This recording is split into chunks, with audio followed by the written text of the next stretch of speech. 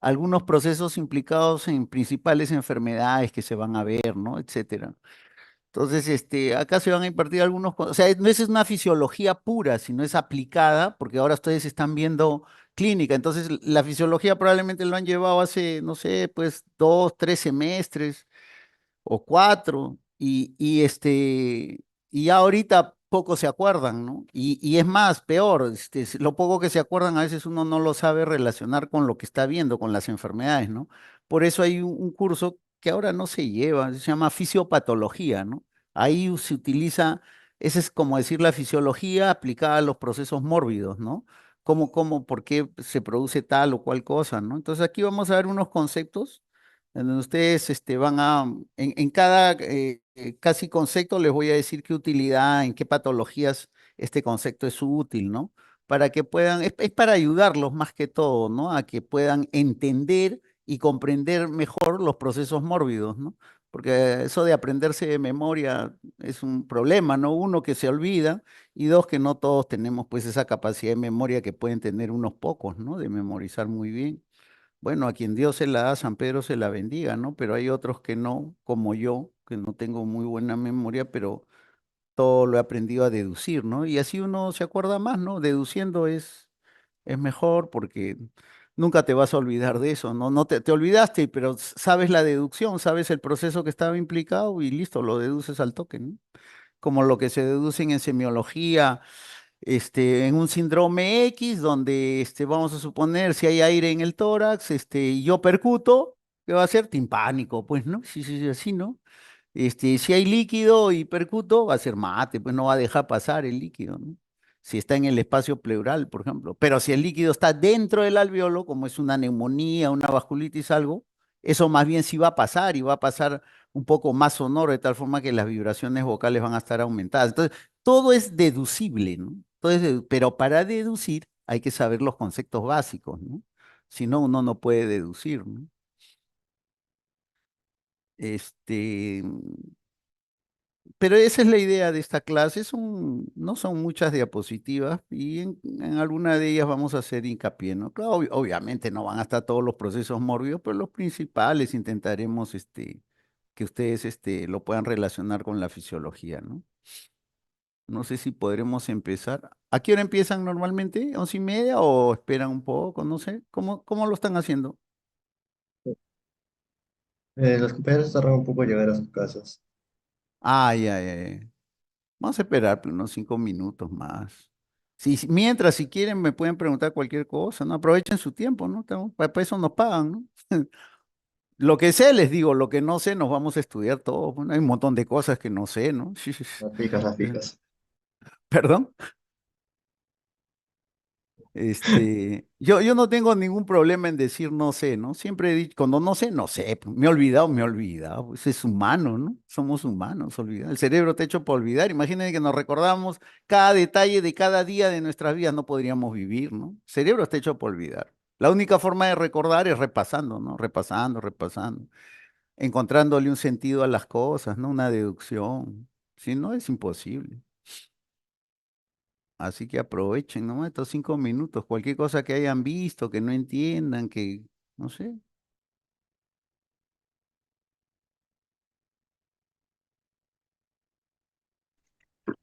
Doc, ¿puedes hacer una Sí, pregunta sí, de sí, lo cualquier que tema? quieras, lo que quieras, lo que quieras. Dime. Hay dentro de la neumonía, Sí, hay un algoritmo que se llama Curve 65. ¿Por qué sí. dentro de eso se evalúa la urea con nitrógeno ureico? Ah, claro, el CUR 65 es un índice para evaluar la gravedad de una neumonía, ¿no? Partimos de eso. Bueno, para ser práctico, hay dos índices que se utilizan en todo el mundo, ¿no? El CUR 65 y el PCI, ¿no? Que el PCI es más extenso y mide un montón de variables, como unas 12 o 13. El PCI es más, ¿cómo le puedo decir? Más exacto, más. Eso nosotros, por ejemplo, el PCI lo aplicamos en la sala, por ejemplo, cuando ya tenemos tiempo, todo. Cuando estamos en emergencia, CUR 65. Eso tiene que ver con que en determinados estados del organismo donde el estado séptico, donde el estado de deshidratación por fiebre, etcétera, condicionan a una menor función renal. Y esa función renal es medida por la urea y la creatinina, ¿no? Entonces, por eso es que se utiliza uno de ellos para evaluar qué tan grave. Si una neumonía está alterando, ya sea por fiebre intensa, por deshidratación, por sepsis, está alterando la función renal, evidentemente va a haber mayor puntaje, ¿no? Por eso es que se usa básicamente. En el PCI también está la urea y la creatinina, también está. O sea, en los dos, la función renal es muy sensible. El riñón cuando están deshidratados, todo el mismo entran lo que llamamos aquí, ¿no? Insuficiencia renal aguda, o lo que le llamamos a veces prerrenal, porque tiene que ver con deshidratación, no tanto con que el riñón está siendo atacado, sino con que hay menor flujo de volumen al riñón, etcétera, ¿no? Y esas se resuelven rápidamente, ¿no? Si hidratas al paciente en pocas horas, regresa a valores más o menos normales, ¿no? Ya si la sepsis se está comprometiendo, sí es más difícil, ¿no? Por eso, básicamente. Pero son bien Doctor, útiles, ¿ah? muchas Sí, gracias. sí, dime. No te preocupes. A cualquier pregunta, ¿no? Vamos a,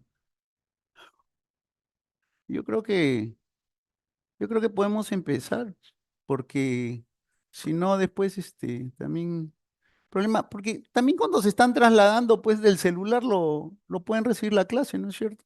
Claro que es un poco más incómodo, ¿no? De ver más chiquito, pero creo que Sí, aparte también. ya está la gran mayoría, doctor. Ya, listo. Entonces vamos a comenzar. Este es un relajo, una cosa muy fácil, ¿no? Miren, las funciones del aparato respiratorio, aquí enumero algunas de las principales, tiene muchas funciones, ¿no? Evidentemente, pues la principal es el intercambio gaseoso, ¿no? El intercambio gaseoso es un intercambio de qué gases, oxígeno y CO2. ¿Entre quiénes se intercambia? Entre el capilar y el alveolo, ¿no? Ese es un intercambio gaseoso. Hay una respiración perdón, alguien, alguien, se me escucha, ¿no? Sí, Escucho doctor. ya, entonces no hay problema.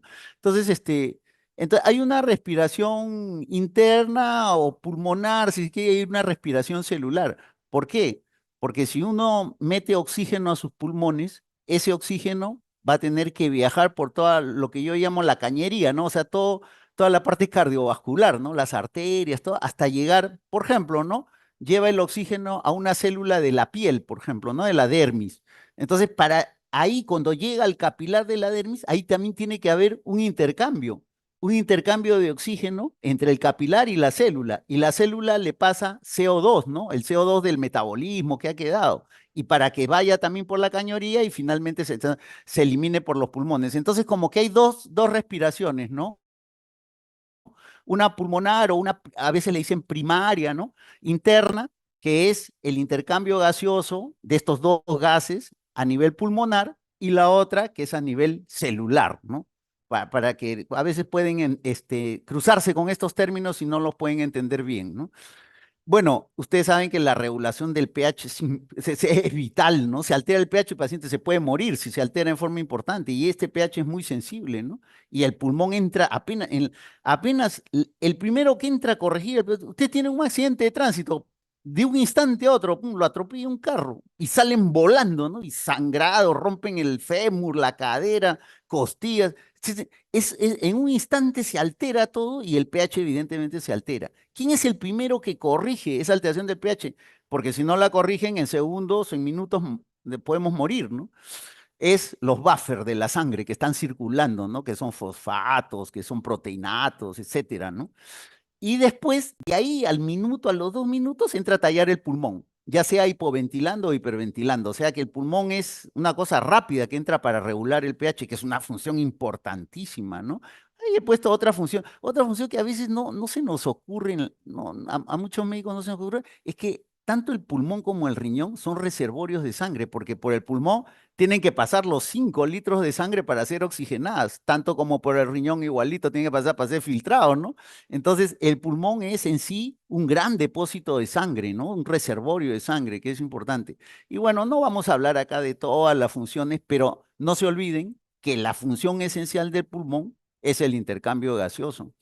Este intercambio gaseoso, cuando éramos una sola célula, no había problema. A través de la membrana entraba oxígeno y salía CO2, ¿no? Ojo, que estamos hablando oxígeno, o sea, quiere decir, pero en la Tierra no todo el tiempo ha habido oxígeno. Los primeros años, el primer tercio de vida de la Tierra no había oxígeno. Eran, evidentemente, azufre, están todos los volcanes que estaban en erupción, entonces, ahí no había oxígeno, ni modo. Por lo tanto, si había algunos seres vivos, no trabajaban con oxígeno, eran metabolismo anaerobio. Pero el proceso de desarrollo, bueno, también se los recomiendo que lo lean como una distracción, ¿no? El proceso de desarrollo de la Tierra a través de los años, más o menos al tercio de vida de la Tierra empieza a haber oxígeno en la Tierra y evidentemente eso cambia a un metabolismo aeróbico que ahorita lo vamos a ver porque estamos hablando esencialmente de oxígeno y CO2, principalmente de oxígeno que nos da la vida, ¿no? Entonces, cuando éramos una célula era fácil, la membrana, vamos a través de la membrana, pero nos hemos convertido en seres de millones de células. Por lo tanto, hay todo un aparato para que esto que se hacía a través de la membrana ahora necesita nariz, faringe, laringe, tráquea, bronquio, todo esto, todo un aparato respiratorio para hacer lo mismo, para llevar oxígeno a las células y recoger el CO2 y eliminarlo.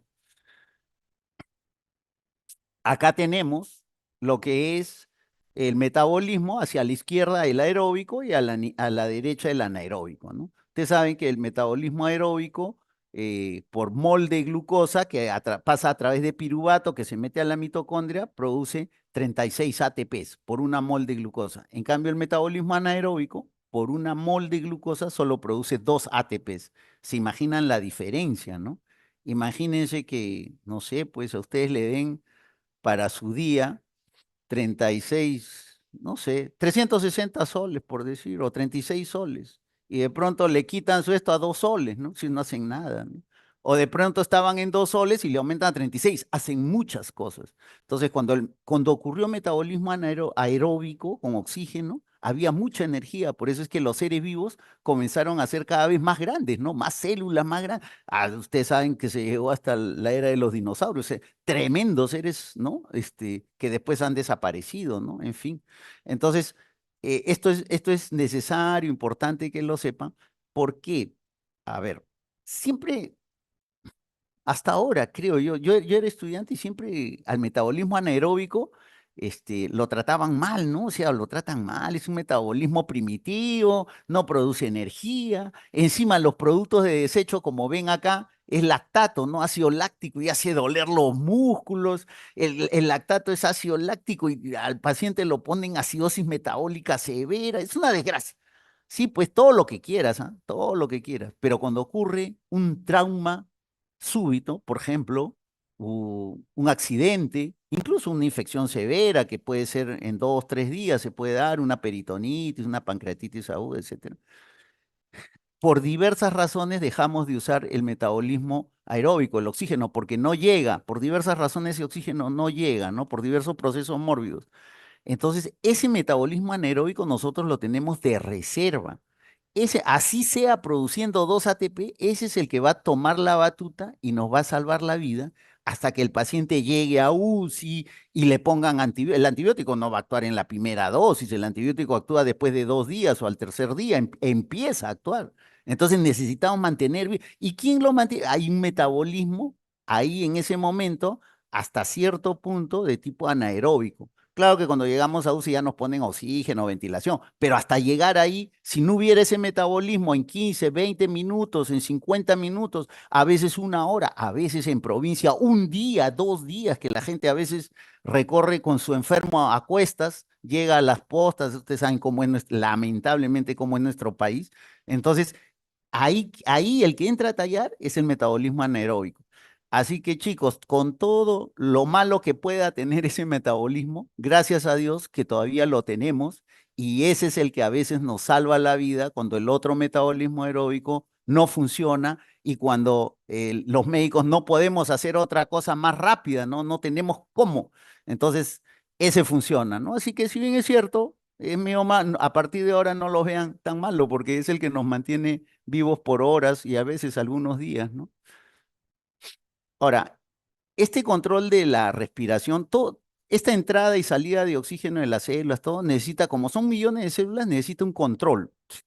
¿Quién lo controla? Eso se llama control de la ventilación. Y se hace tanto en el cerebro, en el sistema nervioso central y también en algunas zonas periféricas que ahora vamos a ver. A veces pasamos, tenemos que respirar de una respiración lenta, que estamos caminando, de pronto alguien nos jala la billetera, la cartera, qué sé yo, y tenemos que correr, ¿no? Y entonces pasamos de una respiración básica, mínima, a una respiración que con gran gasto de energía, todo. Y todo eso tiene que ser regulado porque la presión arterial de oxígeno y la presión del CO2, o sea, eso que se saca en el AGA, siempre tiene que estar casi constante, si no variaría el pH y podemos morir. Y entonces, gracias a quién se mantiene eso en valores casi constantes, que no varían mucho, gracias a un fino control de la ventilación. Pa- ah, Ese término ventilación, pues, fino control de la respiración, ya para que lo entiendan más claro, ¿no? Entonces, ese fino control, ¿quién lo hace? Lo hace evidentemente el sistema nervioso. Acá vamos a ver. Acá está, hay un controlador central, que es el bulbo, la protuberancia, etcétera. No hay un solo centro regulador de disparo de la respiración, son tres o cuatro, dependiendo de los textos que vean, y están distribuidos en bulbo, uno en protuberancia, ¿no? Bueno, esos son los controladores centrales, los que disparan la respiración. La salida, el disparo va para los órganos efectores. ¿Quién es el órgano efector? Los músculos, pues. El trabajo de los músculos hace que la caja torácica cambie de forma. Ese cambio de forma de la caja torácica, o sea, cuando uno inspira, la caja torácica se hace más ancha, etcétera. Cambia, ahora vamos a ver un dibujito, que cambia de forma. Ese cambio de forma hace que la presión pleural negativa normal, que es -5, pase más o menos a -15. Disculpen que este celular está, que pase a -15 y así crear una diferencia de presiones importantes para que entre el aire, ¿no? Y podamos respirar. ¿Quién es el principal músculo respiratorio? El diafragma. Normalmente ese es el que hace casi todo el trabajo y cuando necesitamos algún apoyo por enfermedad, por ejercicio, por altura, etcétera, entran a tallar los otros músculos, ¿no? Que son los músculos accesorios, ¿no? Que ustedes saben que se expresan como tirajes en la clínica, ¿no? En la clínica, cuando hacemos historias clínicas, digamos, ¿no? Evidentemente hay un controlador central, hay efectores, pero este controlador central se maneja en base a sensores. Y los sensores para este controlador central son quimiorreceptores, o sea, son moléculas químicas, ¿no? Esos son quimiorreceptores. Y están ubicados tanto en el cerebro, también hay en pulmón y también hay algunos periféricos, ¿no? Entonces, seguimos con esto, avanzando con esto. Acá. Listo. Aquí están, en el bulbo y en la protuberancia. Aquí tenemos los tres más comunes que salen en la mayoría de textos: el centro vulvar, el anéustico y el neumotáxico, ¿no? Bueno, son centros reguladores de la respiración. A todos estos los controla la corteza cerebral, porque aquí puede haber, en este bulbo, los seres humanos no somos 100% perfectos, así como a veces sea, que tenemos nariz grande, oreja chiquita. O sea, no somos perfectos. O sea, hay gente que tiene pequeñas fallas en el bulbo y le puede ocasionar lo que se llama un periodo de apnea, digamos, ¿no? Entonces, las apneas, cuando ustedes la estudian, las apneas son de origen central y de origen periférico. La de origen periférico se refiere a una obstrucción generalmente a nivel de laringe, esa zona que se estrecha por diversas razones y se cierra, pero las de nivel central son justo las que ocurren en este nivel, pues, a nivel del bulbo y cuando hay algún problema en la corteza que no regula bien el bulbo, ¿no? Entonces, en nuestra cabeza hay gente que puede tener pequeñas fallitas del bulbo que la corteza cerebral lo regula. Y como la corteza cerebral de noche durante el sueño disminuye un montón su función, entonces no puede regular bien y por eso es que en las noches generalmente aparecen esas fallitas. Entonces se llaman apneas de origen central, ¿no? Entonces, no se olviden, eso ocurre por pequeñas fallas en el control de la ventilación, control central, que está a cargo del bulbo, protuberancia y corteza cerebral. También puede haber muchos problemas de nuestra respiración, incluso entrar hasta ventilación mecánica, si tenemos accidentes, por ejemplo, de tránsito, que la cabeza se choca contra zonas duras del carro, metales, etcétera, se revienta, ¿no? sangrados. Imagínense un sangrado en esta zona, ¿no? Evidentemente va a fallar el bulbo. Un edema de esta zona, el bulbo se puede hasta enclavar, ¿no? Un edema de la corteza. Entonces, hay unas infecciones, encefalitis, la meningoencefalitis tuberculosa, que la van a ver en diferentes hospitales en Lima, ahora que la tuberculosis está pues a todo dar, ¿no? Entonces, todas las enfermedades que puedan alterar, traumáticas, infecciosas, hemorragias, aneurismas que se rompen, los viejitos que tienen DCBs, que antes se llamaban ACV, o sea, accidentes cerebrovasculares, etcétera. Todo lo que pueda alterar esta función del bulbo y la corteza puede comprometer nuestra ventilación, nuestra respiración. Y estando los pulmones normales, podemos requerir ventilación mecánica. ¿Por qué? Porque no dispara el control, no hay una frecuencia totalmente anormal o demasiado rápida y no entra adecuado volumen, o demasiado lenta, igual no entra el volumen adecuado, o simplemente no haber, por trauma, ¿no? No funciona. Entonces, todo ese grupo de patologías tienen a los pulmones generalmente normales. Lo que está fallando es el control de la ventilación, ¿no? Acá está la corteza, lo que estamos hablando, y hay otras regiones del encéfalo que también controlan esta frecuencia respiratoria. Por ejemplo, ¿no? Ustedes están ahorita sentados y hay un terremoto, y entonces solito ustedes salen corriendo y solito su frecuencia respiratoria van a notar cómo se activa, ¿no? Hay una taquimia, ¿no? Entonces, el susto, el miedo, ¿no? Y por otro lado, por ejemplo, situaciones afectivas como el amor, por ejemplo, hay cuando están recontra enamorados, paran todo el día suspirando, ¿no? O sea, les cambia el patrón ventilatorio, ¿no? Por eso es que hay otra región acá que dice el sistema límbico, que generalmente ahí está la amígdala, el sistema límbico, que tienen que ver con los afectos, los miedos, los temores, la ira, las angustias, etcétera, ¿no? También pueden alterar nuestra respiración, ¿no? Claro, no a un nivel grave, pero sí cambian el patrón ventilatorio, ¿no? Como ustedes habrán visto en muchos casos, ¿no? Como le estoy diciendo. Aquí tenemos a los músculos respiratorios, ya le dije, normalmente el diafragma se abastece solo, ¿no? Y cuando ya hay problemas, evidentemente lo ayudan los músculos. Aquí están la lista de músculos en dibujito incluso, que cuando comienzan a actuar, nosotros al examen físico decimos hay tirajes, ¿no? No se olviden, siempre hay 5 tirajes: supraclavicular, infraclavicular, supraesternal, el de la horquilla esternal, supraesternal, intercostal, entre costillas, y subcostales. Al terminar las costillas, debajo de las costillas, ahí se hunden, ¿no? Bueno, eso lo hacen pues la activación de músculos accesorios de la respiración, ¿no?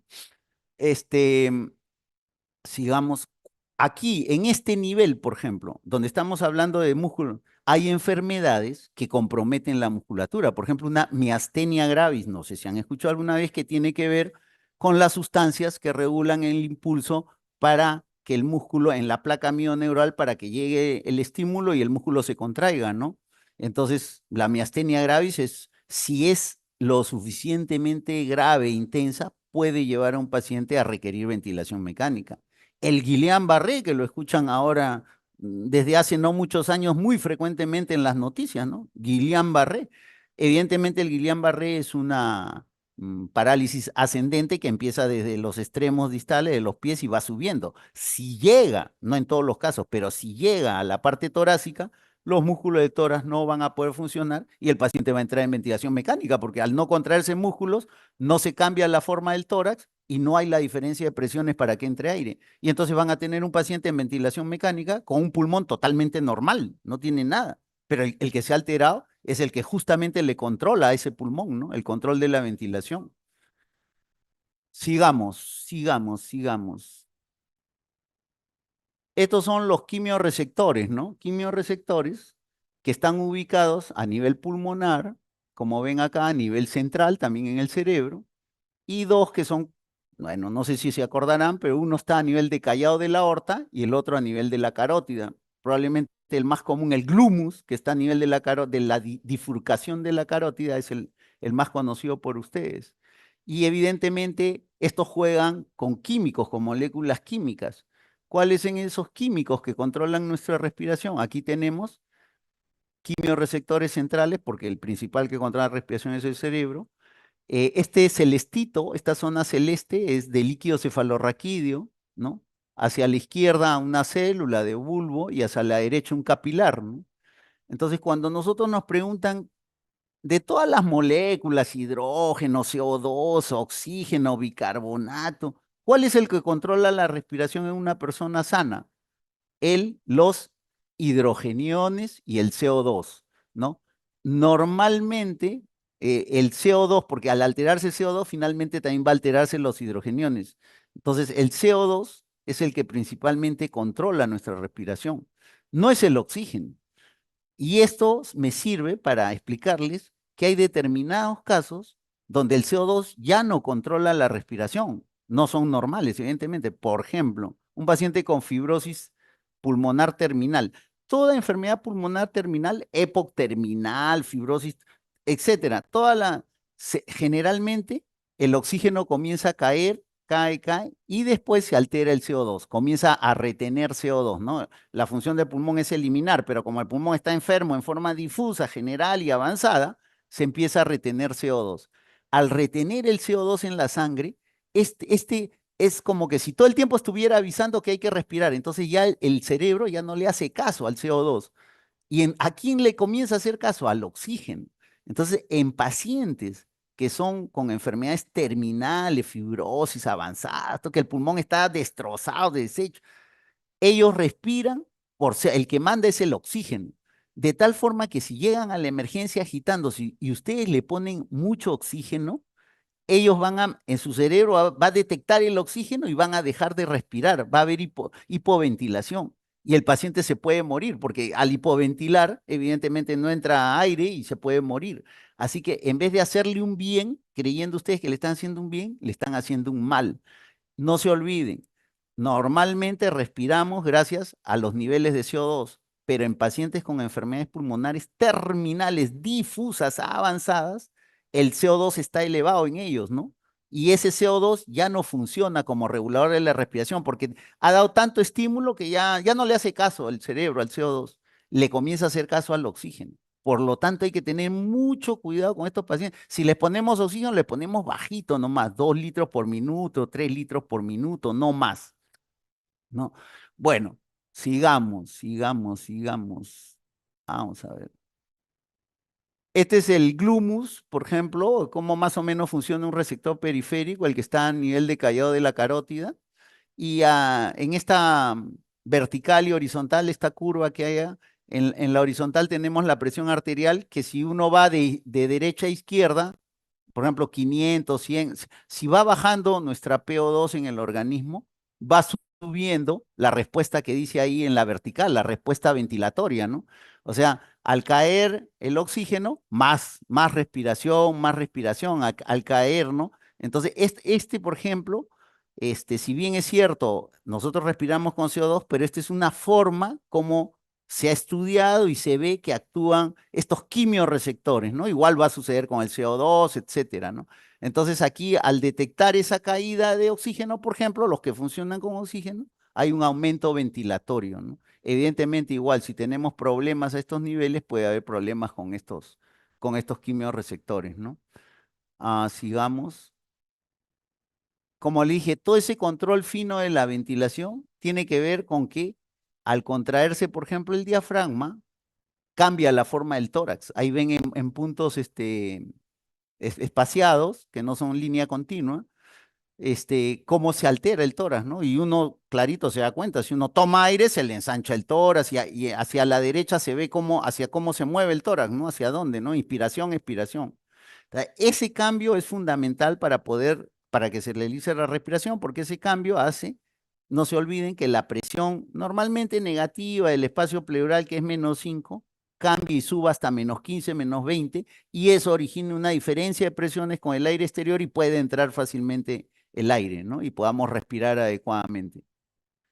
No se olviden que si el tórax está alterado, si el diafragma está enfermo, ya sea, por ejemplo, hemos dicho algunas enfermedades que pueden paralizar el diafragma, trauma, se le rompe un trauma severo, un accidente de tránsito, se rompe el diafragma, evidentemente vamos a entrar a una insuficiencia respiratoria y probablemente requerir ventilación mecánica.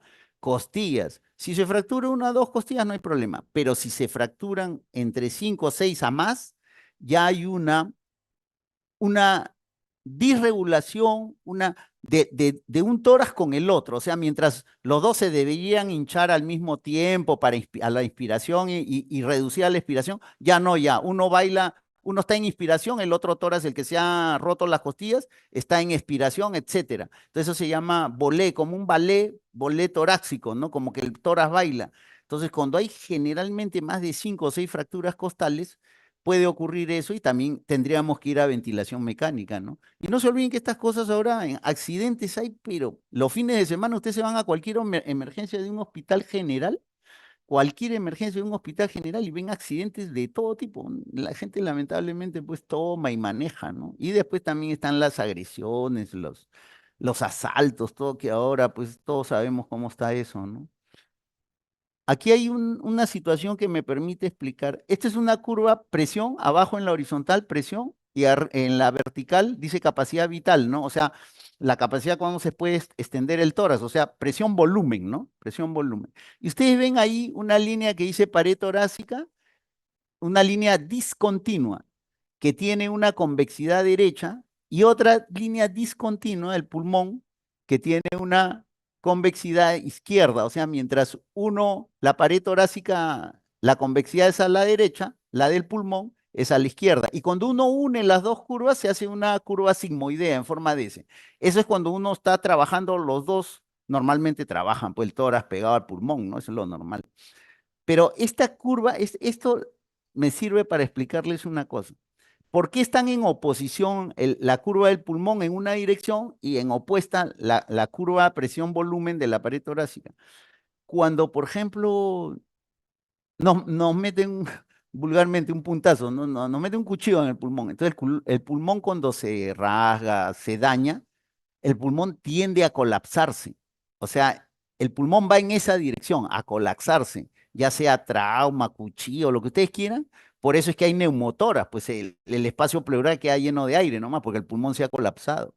En cambio, la caja torácica, en la medida que hay más fracturas de las costillas, tiende a abrirse como una flor hacia afuera. Por eso es que las curvas son opuestas. Mientras cuando se daña el pulmón, este pulmón tiende a colapsarse, cuando se daña la caja torácica en forma importante, fractura de varias costillas, tiende a abrirse, ¿no? Evidentemente, estos trabajan en conjunto y la curva que al unir las dos curvas sale una curva simoidea, ¿no? Pero estas curvas lo que hacen es explicar presión-volumen, ¿no? ¿Qué sucede con esta situación? Les explico un par de patologías para que tengan una idea, porque a veces estas curvas uno no sabe, uno lo ve y no sabe ni para qué sirven ni en qué momento se aplican, ¿no? Sigamos. Esta es esta, ya. Vamos a la vía aérea. La vía aérea vamos a decir, unos tubos por donde pasa el aire para que lleguen a los alvéolos, ya está. Pero ese tubo tiene vida, o sea, aparentemente uno cree, pues, es un tubo, ¿no? Pasa el aire que no tiene vida, ¿no? No, ese tubo tiene vida. Comenzando, ese tubo podemos dividirlo en dos partes. Normalmente, desde que empieza la tráquea y la primera división en árbol bronquial, tronco derecho, tronco izquierdo, esa es la primera división. Nosotros tenemos 23 divisiones, 23 veces se divide hasta llegar hasta el alveolo, ¿no? 23 generaciones que le llamamos, ¿no? 23. Entonces, miren cómo se va dividiendo, dividiendo. En la generación 17 aparecen como unas tetitas, ahí se ve como unas tetitas en el diagrama, ¿no? ¿Esos que son? Alvéolos. Ahí aparecen algunos alvéolos y en la medida que la generación va avanzando, 18, 19, 20, más alvéolos, finalmente en generación 23, puros alvéolos, saco alveolar, ¿no? Entonces, por eso es que hasta la generación 16 se llama de conducción nada más, porque el tubo conduce el aire, ¿no? Pero a partir de la 17 ya no solo conduce el aire, sino también intercambio gaseoso, porque hay algunos alvéolos que hacen por eso se llama zona respiratoria, ¿no? Entonces, una zona de conducción y una zona respiratoria. No se olviden, la zona respiratoria a partir de generación 17. Sigamos. Este es otro diagrama que habitualmente también sale en los libros para que no se compliquen. Es lo mismo, ¿no? Zona de conducción, generación 17. Ahí está. Generación 17. Zona respiratoria a partir de la 17 hasta la 23, ¿no? Es sencillo, ¿no? No. Ahora, veamos acá, esta diapositiva es un corte histológico de un bronquio, ¿no? Que uno que parece que el bronquio puede ser un tubo inerte, mm, tiene mucha vida. Una de las cosas que quiero que se fijen acá es esas células mías amarillas, que son las células, las glándulas caliciformes. Y las otras son las que están de color celeste, con naranja alternándose. Ahí ven unas glándulas, son las células glandulares, ¿no? Cuando hay bronquitis, por ejemplo, si hay faringitis, el nivel de la lesión no es faringe, laringe, ahí no hay estas células caliciformes. Por lo tanto, el paciente cuando tose y bota una flema, la flema es como una baba nomás, casi, se puede decir casi como una saliva, porque ahí no hay esta célula. En cambio, cuando esta zona ya bronquial se afecta, ahí sí, cuando los bronquios están afectados, comienza a aparecer una flema densa, espesa, ligosa, que puede ser verde también, ¿no? Producida por estas glándulas caliciformes y glándulas mucosas. Entonces, ahí la flema cambia vulgarmente. Paciente dicen, doctor, ya estoy botando como pollo, ya dicen, ¿no? Ya, ese pollo es que quiere decir que los bronquios ya están. Entonces, cuando una infección viral empieza por la nariz, o sea, estornudo, moco, dolor de garganta, generalmente ahí pueden tener tos seca o tos con secreción mucosa un poquito más. ¿Por qué? Porque en la garganta ahí no hay estas glándulas, ¿no? Lamentablemente los pacientes creen al revés. El paciente dice, doctor, ya me está madurando la flema, ya debo estar mejor, ya estoy mejor. No, no, si te está madurando la flema, si ya te está saliendo flema densa, verde, el clásico pollo, quiere decir que la infección ha bajado a los bronquios, el proceso ha bajado. No lo hemos podido detener, nuestro sistema inmunológico no lo ha podido detener a nivel de garganta, laringe. No, ya se bajó a los bronquios. Por lo tanto, eso no es bueno, es malo, ¿no? Quiere decir que el proceso nos está ganando, ¿no? Evidentemente, si tenemos inmunosupresión por cáncer, etcétera, se va hasta los pulmones, pues nos da neumonía, ¿no? Neumonía viral, ¿no? Por resfrío común, ¿no? Entonces, no se olviden que la tos seca tiene que ver muchas veces con dónde el nivel, ¿no? Porque en determinado nivel, pues no hay estas células, ¿no? Que producen ese moco, ¿no? Por más enfermo que estés, la laringe, por ejemplo, tiene muchos receptores de tos y la laringe de una tos, pues la tos de perro, la tos coqueluche, coqueluche es tos convulsiva y hay una serie de virus que dan una tos parecido al coqueluche, ¿no? Entonces por eso le dicen tos coqueluchoide, ¿no? No es el germen de la tos convulsiva, pero son virus que dan una tos parecida, unos accesos de tos terribles, ¿no? Porque la laringe, por ejemplo, tiene muchos receptores para producir tos, ¿no? Entonces, eso va a ser o tos seca o tos con un poquito de baba, nada más, ¿no? Claro, el paciente le dice, el paciente no sabe reconocer, el paciente le dice igual flema, él le dice flema igual a la baba o al pollo, le dice flema. A veces algunos saben diferenciar y dicen me está madurando, pero ustedes ya, con lo que les estoy diciendo, ya saben los procesos que están ocurriendo. Seguimos con los bronquios. Normalmente uno podría pensar que el bronquio es un tubo que, que tiene una forma fija, ¿no? Que no se va a dilatar ni se va a cerrar. Pero no, ese bronquio normalmente, en estados normales, se cierra y se abre en determinadas condiciones. Y ahí a la izquierda, por ejemplo, tienen una situación donde el bronquio se abre, hay una broncodilatación. Cuando uno tiene que pasar, lo quieren asaltar, qué sé yo, está corriendo, ¿no? Y entonces tiene que pasar a llevar gran cantidad de oxígeno a los tejidos, a los músculos para correr.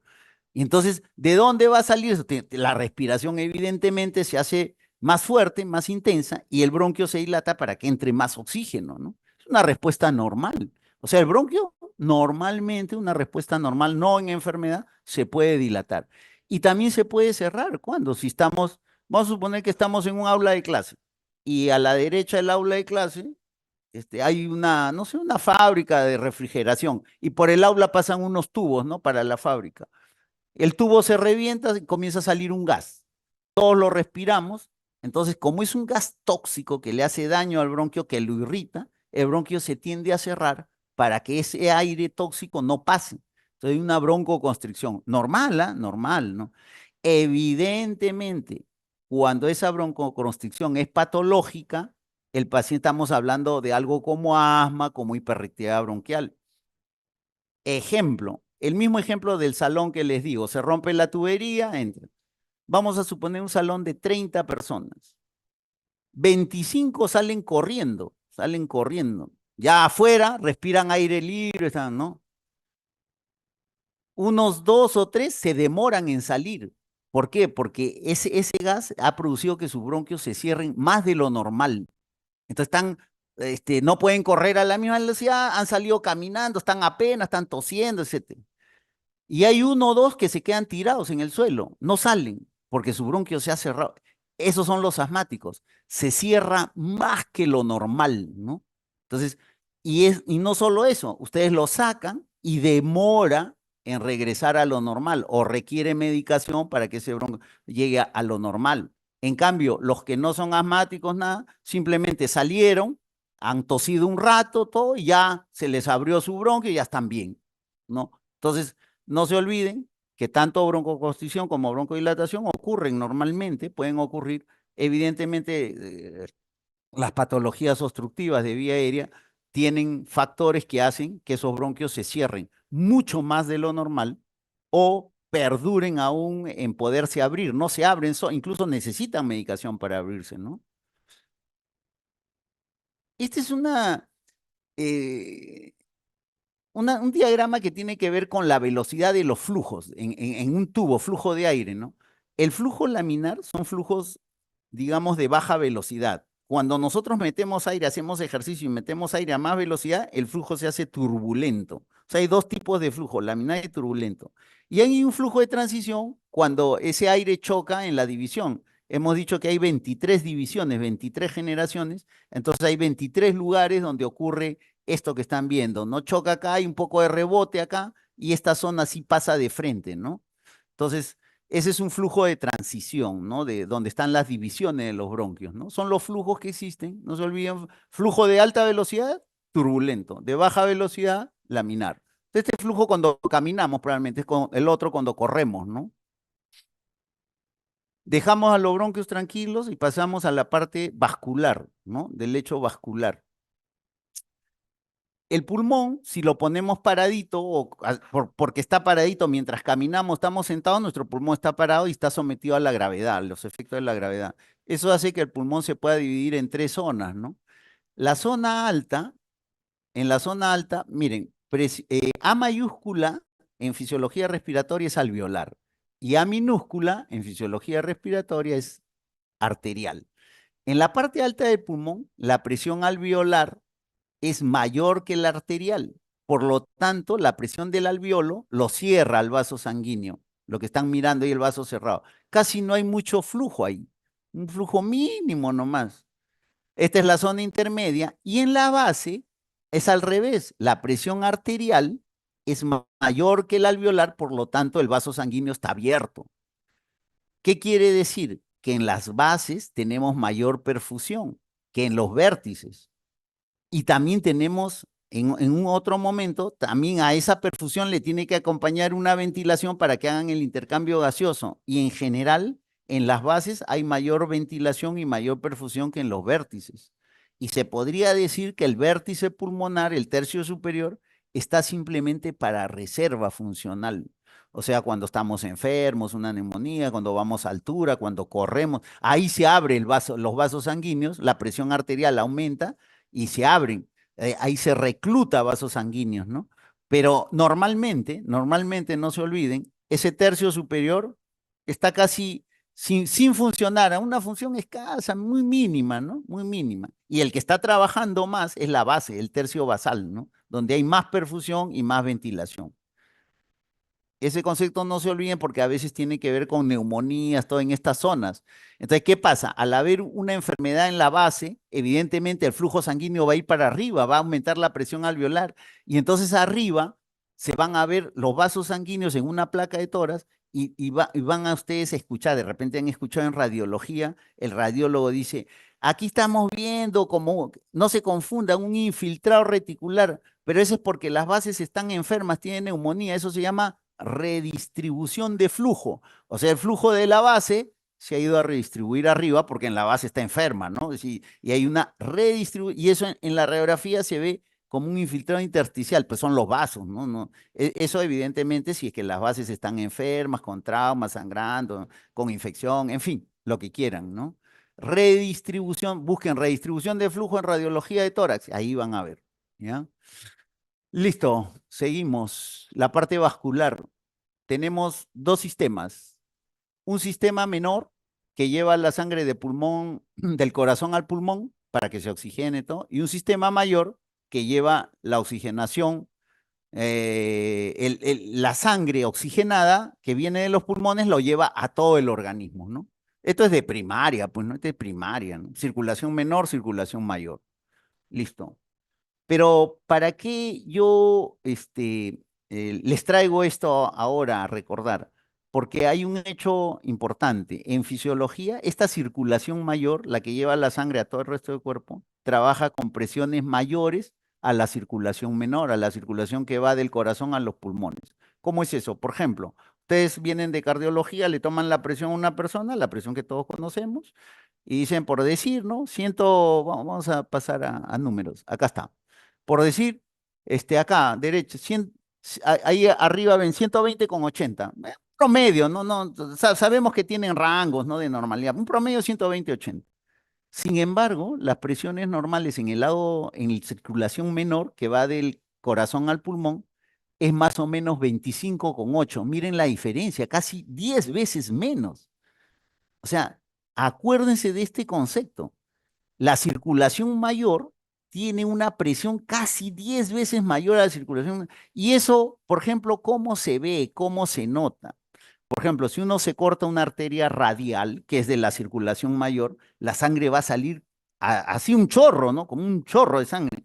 En cambio, si uno está haciendo una toracocentesis y por casualidad se pasó y lincó un poquito el pulmón con una aguja 21, con esas agujas que se ponen ampollas a la nalga, estamos haciendo la tóraco y pinchamos el pulmón, como la presión es bajita, sangra un poquito y rapidito se cierra.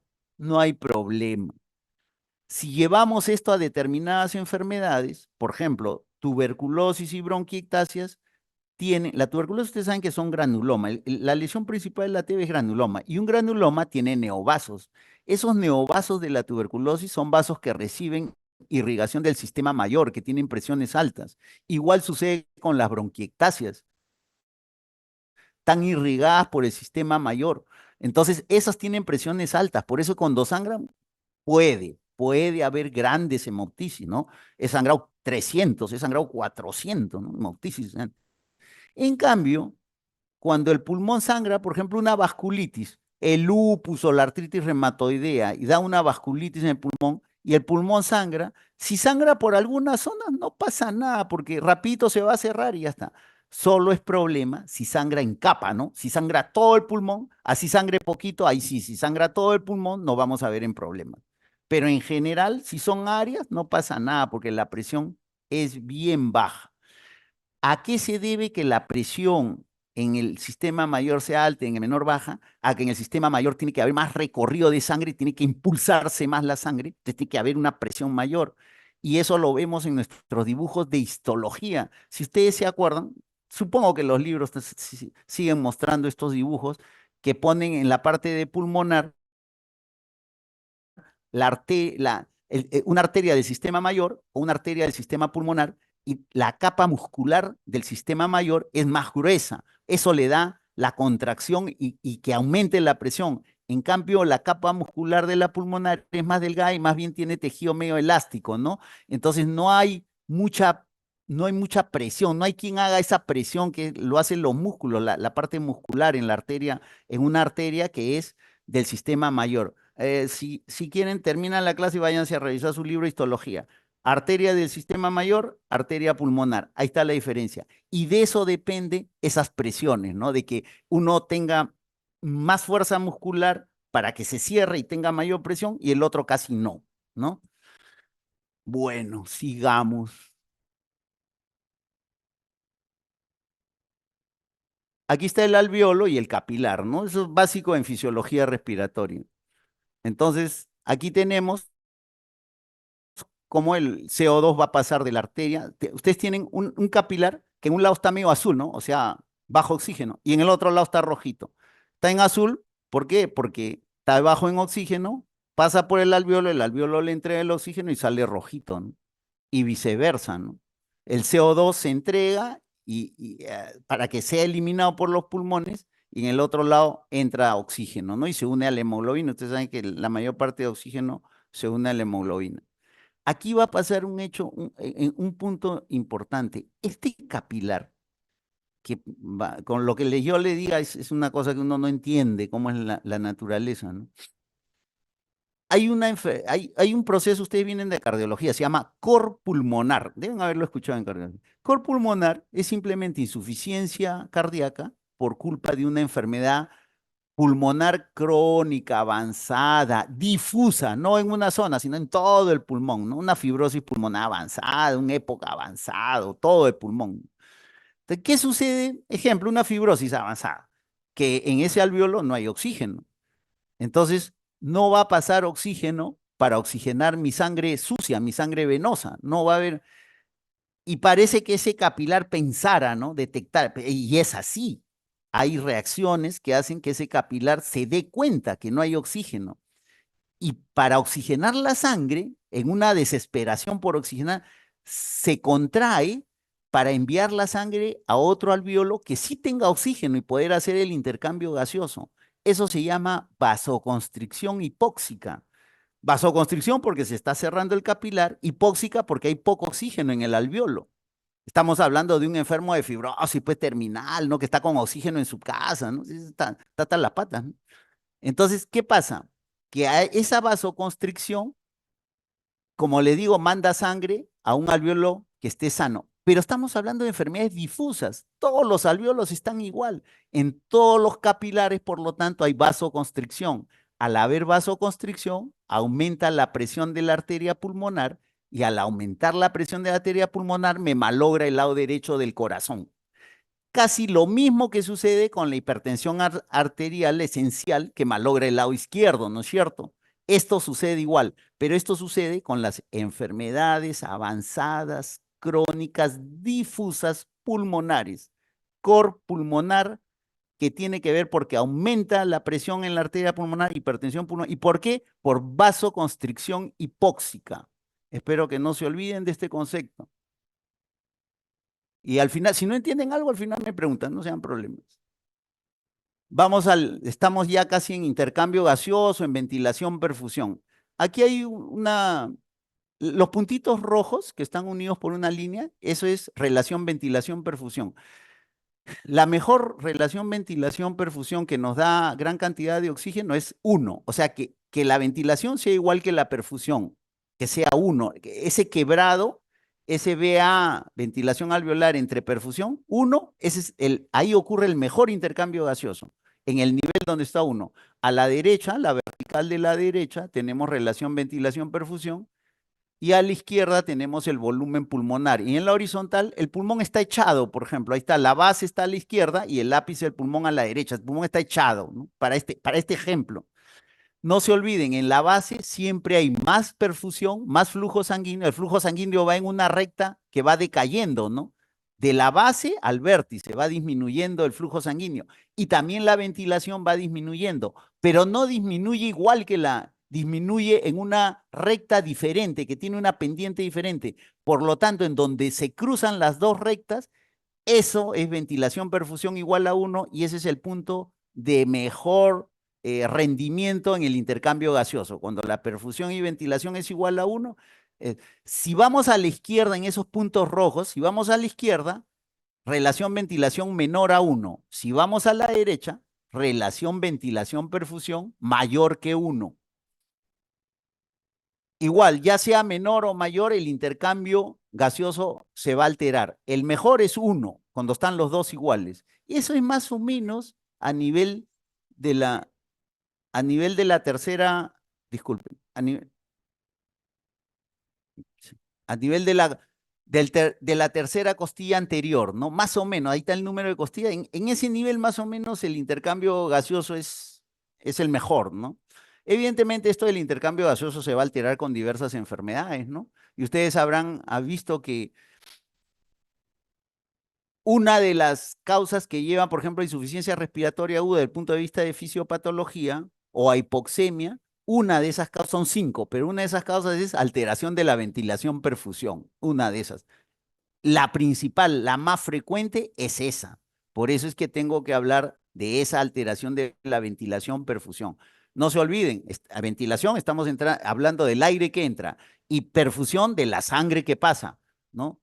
Porque el intercambio es, no se olviden, entre alveolo, que tiene aire, y el capilar, que tiene sangre. En medio, ese alveolo y ese capilar en diagrama en medio es lo normal. Oxígeno 100, CO2 40, eso es cuando hay una buena oxigenación y hay un buen intercambio gaseoso. El oxígeno entra como sangre venosa con 40, no se olviden.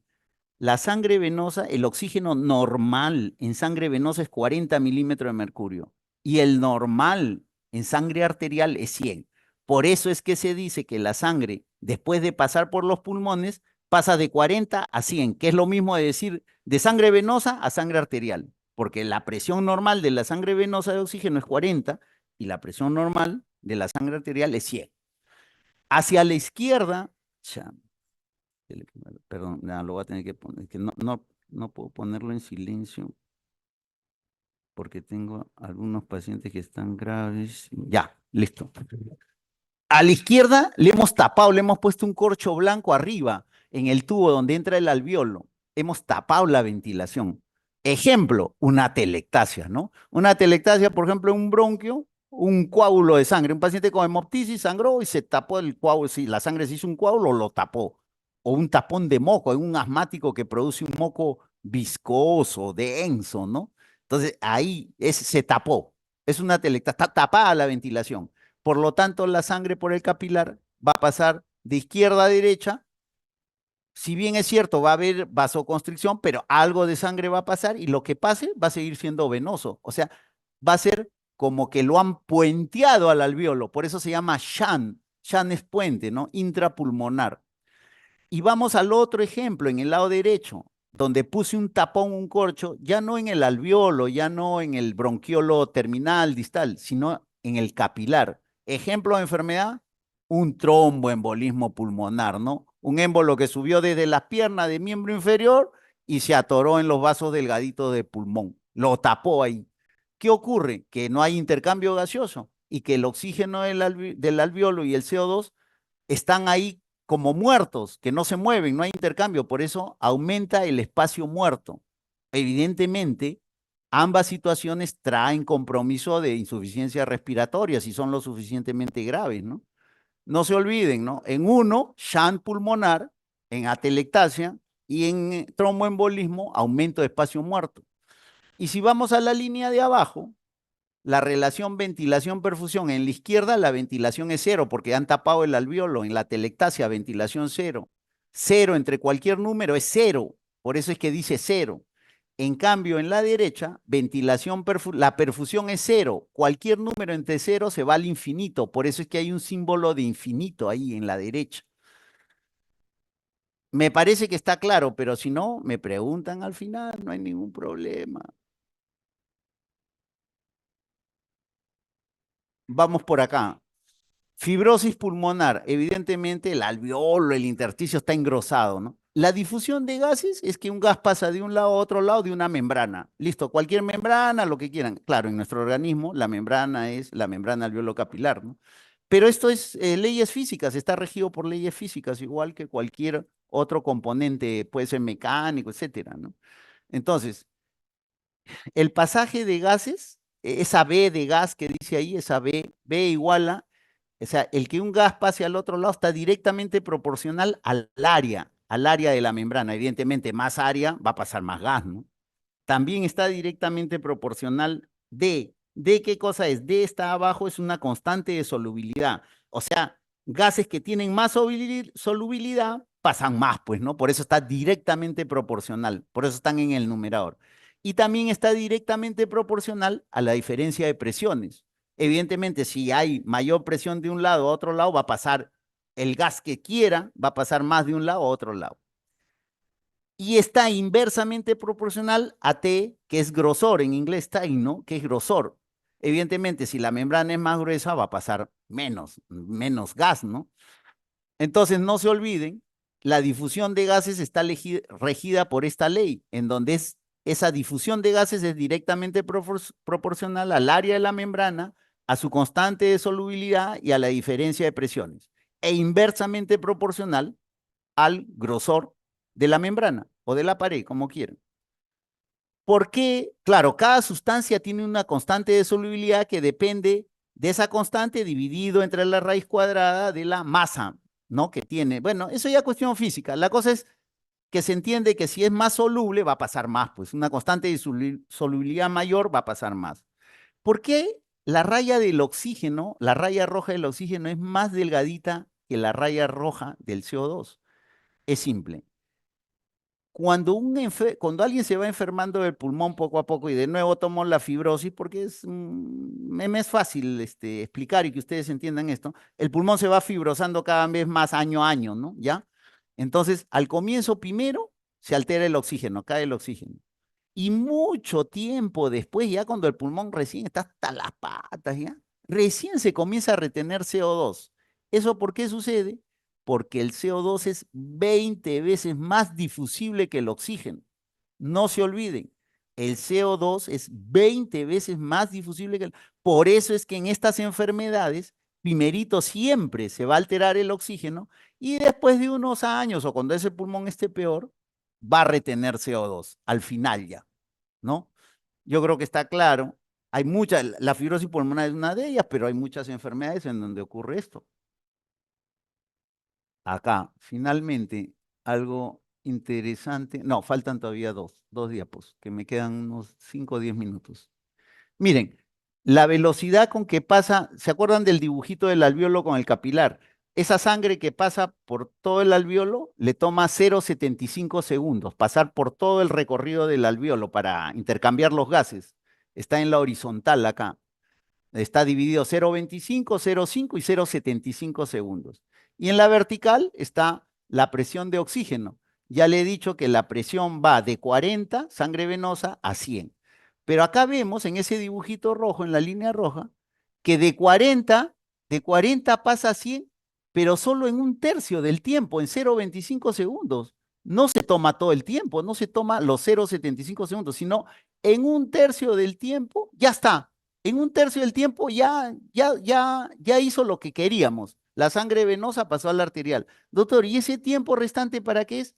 De reserva, de reserva. ¿De reserva para qué? Para cuando hay enfermedades, para cuando hay traumas, cuando estamos en altura, para cuando hacemos ejercicio, etcétera, etcétera, etcétera. Todos los órganos tienen reserva funcional. Por eso es también que el hígado, usted no siente nada cuando está con cirrosis, hasta cuando el hígado está el 90% ya destrozado, recién se comienzan a sentir los síntomas, porque tienen reserva funcional. El pulmón tiene su reserva funcional. Entonces, como ven en el gráfico de abajo, igual está el tiempo, 0,25, 0,5, 0,75 segundos, pero ya cuando la curva es anormal por enfermedad, por etcétera, ya se alarga, ya no en 0,25, podría ser en 0,50, incluso podría ser en 0,75, pero aún así es normal, o sea, se puede hacer, o sea, puede llegar de 40 a 100 en 0,75, podría llegar, y no pasó nada, porque esa es nuestra reserva funcional. Conclusión, el intercambio gaseoso se completa en un tercio del tiempo diseñado para ello, y el resto que queda de reserva funcional. Sigamos. El último, creo. A ver, la presión en la arteria, la presión de oxígeno es 100, siempre, ¿no? Nos sacan ahorita un AGA, un análisis de gas arterial, un AGA, y la presión de oxígeno es 100. Pero esa es la presión circulando por la arteria. No es igual a la presión en los tejidos. Si ustedes ven este diagrama, y ahí dice, por ejemplo, tejidos, la presión en los tejidos está, dependiendo de los tejidos, más o menos entre 25, 35, por ahí van, milímetros de mercurio. Adentro de los tejidos, pues cuando la sangre ya entra, ¿no? O sea, cuando el capilar pasa, el oxígeno, todo, adentro de la célula, dentro de los tejidos, más o menos es eso. 25 o 35, ¿no? 100 es en nuestra arteria, pero dentro de los tejidos no es 100. Dentro del oxígeno baja. Y es más, ese oxígeno dentro de la mitocondria es menor menos valor todavía. ¿Cuánto más o menos es dentro de la mitocondria? Es más o menos entre 5 y 10 milímetros de mercurio. Alguna vez, siempre cuento esto, alguna vez en una exposición de estos de metabolismo anaeróbico, alguien me preguntó, ¿no? Miren la pregunta, recontra Pendavis, ¿no? Me dicen, doctor, ¿cuánto tiene que bajar el oxígeno en la mitocondria para que esta mitocondria deje de funcionar y pasemos de metabolismo aeróbico a metabolismo anaeróbico? ¡Ah, su madre! Cuando yo, "Ucha, yo tenía este concepto, por eso siempre es bueno tener los conceptos, de ahí uno puede deducir. Entonces rápido yo dije, en tejidos 30, en mitocondria 5, 10, me lanzo, pues. Le dije aproximadamente entre 3, le dije 3 y 4, entre 2 y 4 le dije, ¿no? Más o menos. Y se quedó callado. Probablemente al toque yo en la noche fui a revisar. Y en la mayoría de textos está más o menos entre 1 y 2 milímetros de mercurio. O sea, el oxígeno dentro de la mitocondria tiene que estar menos de 1 o 2 milímetros de mercurio para que ese metabolismo se anule y pasemos a metabolismo anaeróbico, con todas las consecuencias que hemos hablado. Una cosa que me olvidaba que es importante cuando hemos hablado del bronquio y cuando se me pasó, tenía que mencionar cuando hemos hablado de esta diapositiva del moco. El moco es importantísimo para defendernos de gérmenes, de cuerpos extraños, de particulados. Ese moco, con esos pelitos que ven ahí con los cilios, ese aparato mucociliar es fundamental para mantener limpia la vía aérea. Si tenemos falla en ese aparato mucociliar, la vía aérea se va a llenar de secreciones, esas secreciones van a ser alimento para gérmenes y a cada rato se va a estar infectando ese bronquio y van a terminar en bronquiectasias, que son dilataciones bronquiales. Doctor, ¿qué enfermedades son ejemplo de eso? A la cabeza la fibrosis quística. La fibrosis quística es una enfermedad que tiene que ver con alteración de un gen y al alterarse ese gen se altera la producción, se altera el nivel de cloro, de sodio y cloro en este moco, de tal forma haciéndose grandes niveles de cloro y hace que este moco sea espeso, denso y no se puede eliminar. Se junta, se llena y eso se infecta. Y todo el tiempo estos pacientes paran con infecciones, terminan con bronquitasias severas. Antes se morían entre los 12, 15, 18 años, ahora viven un poco más y también se ha descubierto que hay como 800 mutaciones de esa alteración de gen que ocasionan cuadros desde leves hasta severos. Otra alteración que ustedes van a escuchar de ese moco, de que no sale el moco, es, antes se llamaba cilio inmóvil, después ahora se llama disquinesia ciliar. Quiere decir que el cilio no bate bien, bate no en una, es milagroso casi que desde que nacemos, millones de cilios que batan hasta el día que morimos en una misma dirección, y eso es así. Pero hay enfermedades, disquinesia ciliar hace que el cilio o no bata bien, bata con menos fuerza, o bata en dirección opuesta, etcétera. O hay zonas que no hay cilios. Entonces, una disquinesia ciliar. El tabaco, el cigarrillo, me malogra. Lo primero que malogra es este aparato mucociliar. Por eso es que no se puede limpiar bien esos compuestos de tabaco y nos causan pues, un montón de enfermedades, ¿no? Bueno, chicos, algunos conceptos relacionados a algunas enfermedades, espero que les sirva. ¿Alguna pregunta? Nada. ¿Nadie? No hay problema, deben estar con hambre, ya supongo. Ya, chicos. ¿Están? De repente ya no hay nadie. ¿Sí están, no? ¿O no? Sí, sí, sí, Sí doctor. están. Ya, listo, Doctor, chicos. doctor, Espero que les haya servido algo. doc- Cualquier cosa, bueno, los que están acá en el hospital se me acercan, me preguntan, ¿ok? No hay doctor, ningún problema. Estamos para ayudarlos. Como digo, lo que yo no sé, no sé. Punto. Y para eso me doctor, pagan también, para ayudarlos. Listo, chicos. Buen día. doc. Si no hay